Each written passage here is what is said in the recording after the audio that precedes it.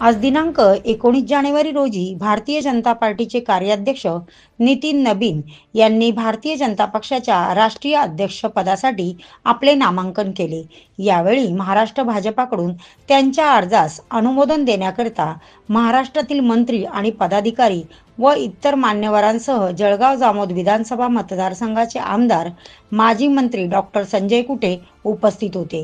ही बाब जळगाव जामोद मतदारसंघासह बुलढाणा जिल्ह्यातील भाजपा कार्यकर्त्यांसाठीही अत्यंत आनंदाची आणि अभिमानाची आहे।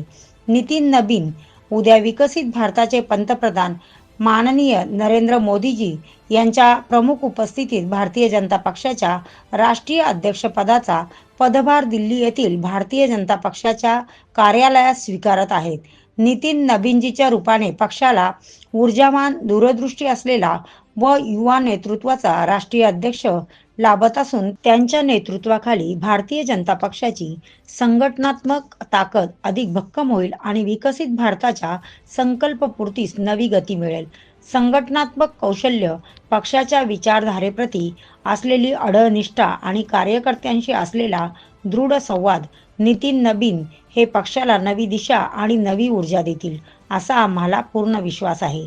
त्यांच्या नेतृत्वाखाली भारतीय जनता पार्टी अधिक सक्षम, अधिक संघटित आणि अधिक जनाभिमुख बनेल याबाबत शंका नाही, असे प्रतिपादन यावेळी डॉक्टर कुटेंनी दिल्लीवरून बोलताना केले।